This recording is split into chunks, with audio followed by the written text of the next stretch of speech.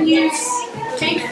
Scotland's First Minister, Nicola Sturgeon, announced this in January. Okay. So it is quite a current development in Scottish education. What is it? The National Improvement Framework.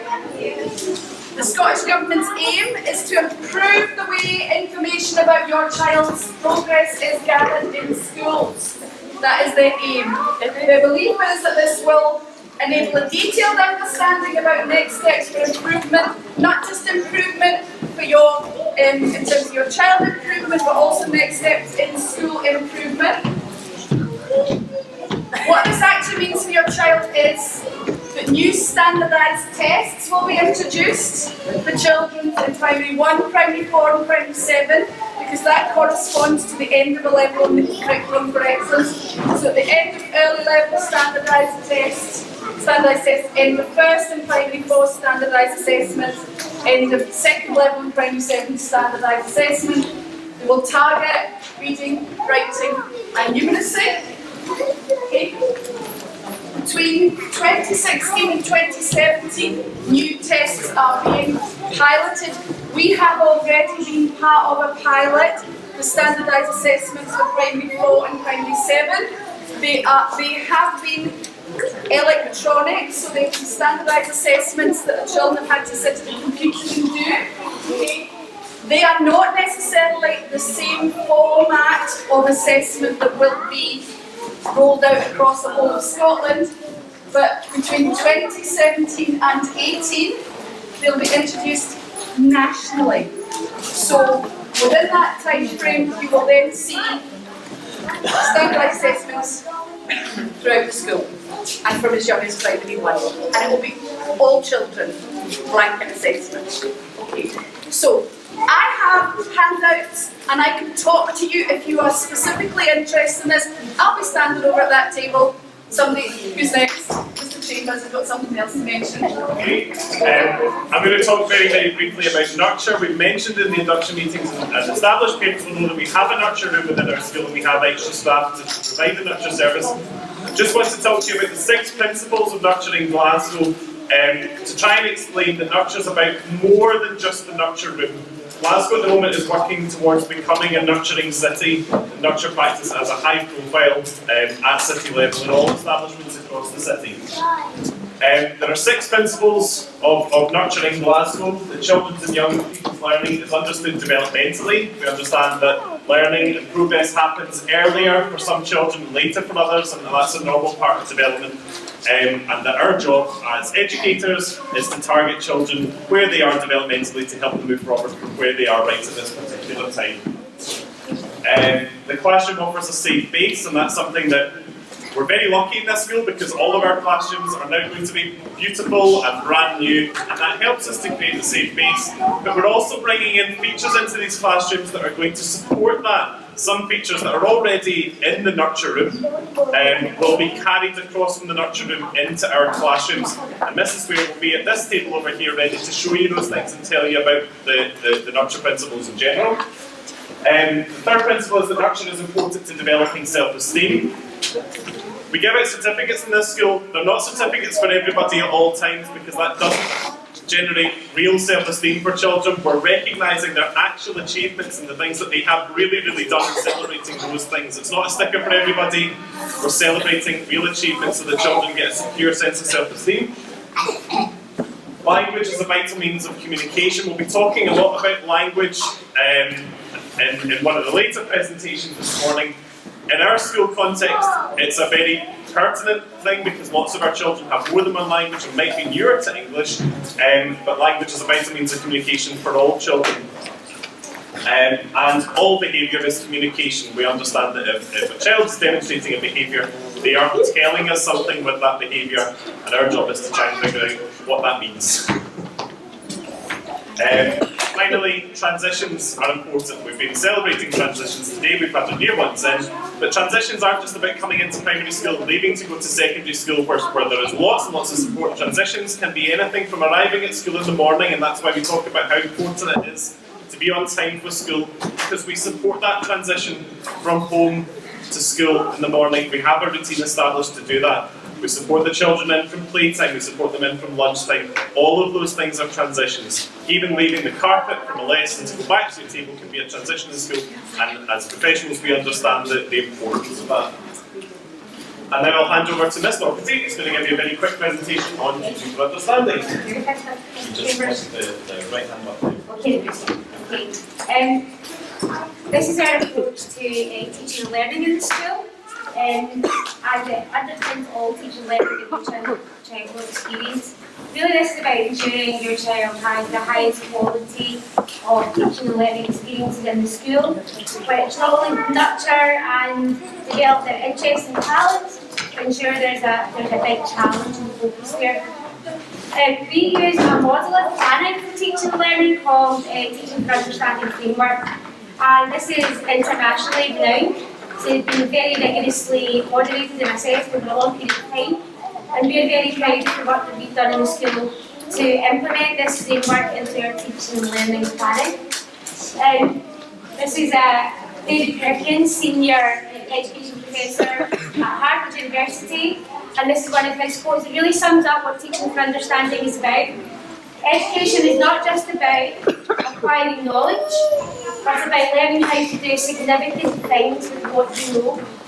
And that doesn't mean we don't think there's a place for knowledge. We want children to learn facts and figures and know things, but we don't want it to stop them. We want them to be able to apply what they know. And that's where the challenge comes in. We think that's really, really important for your child to leave school having developed those skills and the resilience that goes with it, and they have a real depth of understanding. So why understanding? Why do we think it's so important? Because we know that when children learn deeply, that's when they're learning at their full potential, they're learning best. They also develop a lifelong love of learning. You can leave school with a big body of facts in your head and not be able to do anything with them. That's what we don't want to happen. We want them to be able to do significant things with what they know. It's about application, and that's a really big feature in the curriculum for excellence. It's about children being able to apply what they know in unfamiliar contexts, and that's how they understand, that's how they come to understand things. And that is a journey from primary 1 all the way through to primary 7. So in primary 1, children are learning to understand something, and we continue to build on that all the way through to primary 7. Our curriculum for excellence is a vast curriculum. It's fantastic, it's amazing. It gives children an experience that's very wide and rich, but it is also huge, and we want to make sure that that curriculum is cohesive and it makes sense for children. And that's why we have brought in the curriculum approach that we have, teaching for understanding. We want to put understanding at the heart of the curriculum. So what does it look like for your child in school? How will they experience that curriculum? We have developed what are called through lines, and if you ask a child in primary 2 what the word through lines means, they'll tell you it's a big question. And through lines, I'll do this side, through lines, because it's a line of understanding that goes from primary 1 to primary 7. We do that for every curricular area, all the way through the 8 curricular areas. And we frame these as questions, because these questions engage children right away. I'm going to show you one that we've got for technology, because we're doing a technology project just now. So the technology through line, which captures the understanding we want children to most receive, is how do I plan, organise and implement technological activities. And if you heard Sarah, when we were giving her presentation, Sarah in my class, she was able to say that question. She was able to come up and say, I'm learning to be an engineer, I'm learning to think like an engineer, I'm learning to behave like an engineer. And to do that, I'm going to be able to answer this question, how do I plan, organise and implement technological activities? And in primary 2, that means she's making a box vehicle. In primary 3, we'll be doing something different, but that will be the question that frames the understanding. And all the way through primary school, they'll come back to this question. And you can imagine if this is the question you keep coming back to, but you have developed understanding in a different way, then what you get is very deep learning. You don't get surface learning, you don't just get facts and stuff, you actually begin to understand things at a much deeper level. And it's about not losing sight of what we want people to understand, because we live in a communication and information age, and we really have to be very clear with what is it we most want people to understand and not lose sight of that through our fast curriculum. So that's all I'm really going to say about that. It is a handout, and to be honest, it took a couple of years to bring this into the school. A lot of staff developed it, a lot of trying things out, and I've really just tried to be as concise as possible. I think what's really important is to recognise that this is a framework which really puts understanding and your child at the heart of the curriculum. So thank you very much.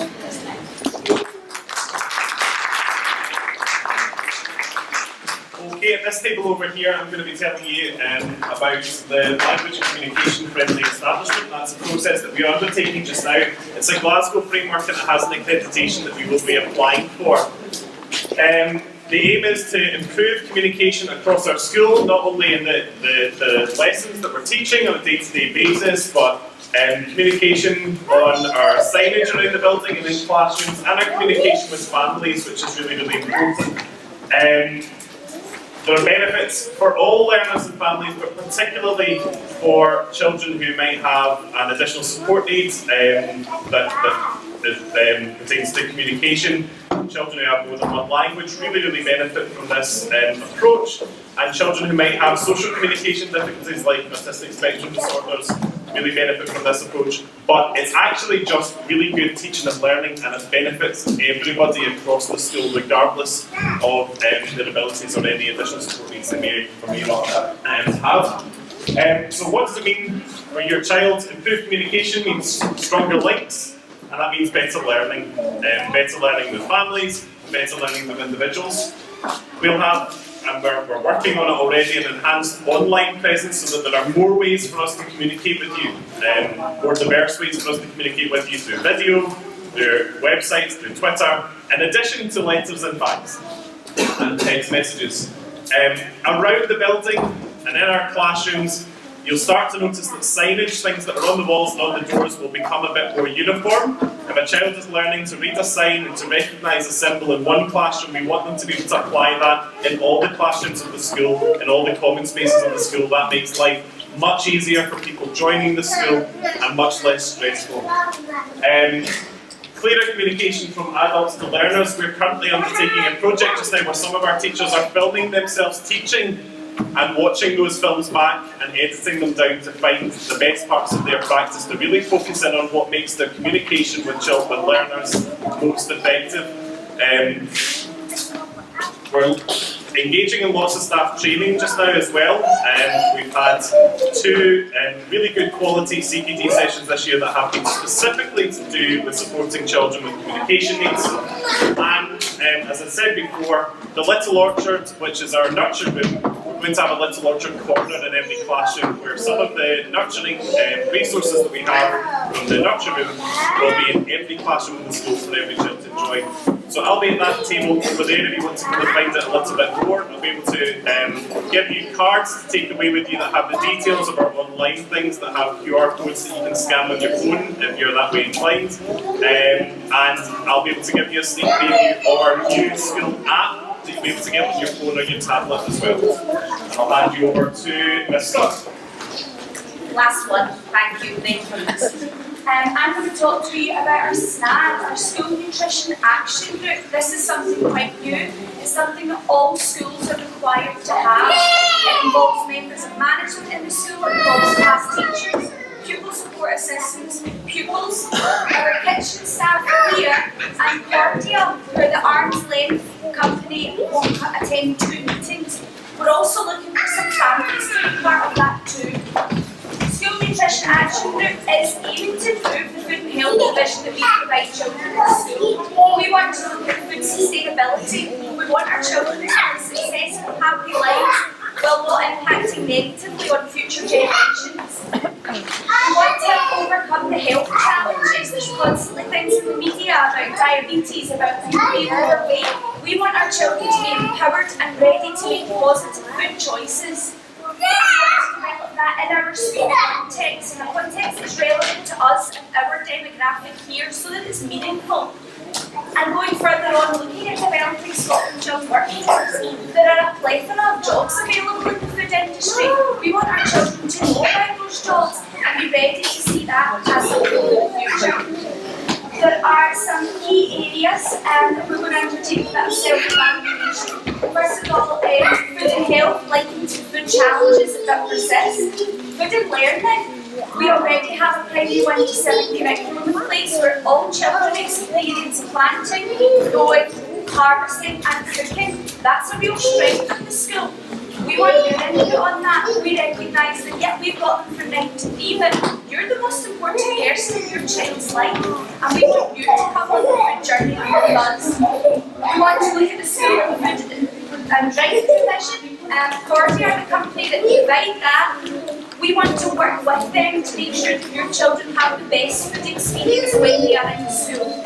The dining experience, eating food is about, yes, the food we eat, but it's about the social experience. It's about sitting down and having that time together to talk to people, modelling good communication. We want to enhance that provision in growth. Again, we want to look at sustainability through food, making sure that we have a positive impact on the planet that we're living. Training and support, it's imperative that our staff, adults in the building, are best equipped to support your children. All staff in the school have undergone food hygiene training because we recognise that that's something important if we're going to get it right, if we're going to teach children properly. Finally, communication and engagement involving yourselves and involving children and the choices that they're going to have to make. So, what does it mean for your child? There's already a food and health curriculum from primary 1 to 7 where we're planting and we're cooking. We have our food health initiative this year, Points Made Pandas, where we're encouraging no sugar snacks, aiming for the children to get to Edinburgh Zoo. That's not just us, because we fancy saying, well, let's not have sugary snacks. This is because we want your children to be healthier, to be happier, and to be more ready to learn. There will be more initiatives coming. What we're looking from you, for you to be part of this voice group, you by no means need to be an expert in any way. We just want to hear what you think. If you think what we're doing is, yeah, that's making a difference actually. Or, do you know what, here's another idea. We will ask you to opinion on your answers, and it would be great if you could contribute to that. It can be via email, it can be a letter, it can be face to face. But we want to know what you think. That's us. The Parent Council weren't able to come along today. That's another voice group that we have for families. Again, it's one that might have been a bit daunting.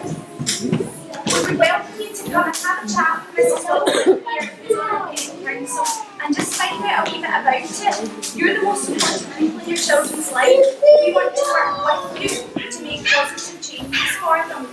I'll be at the table at the back, using coffees. We'd welcome your thoughts on what we've said, and thank you very much for staying.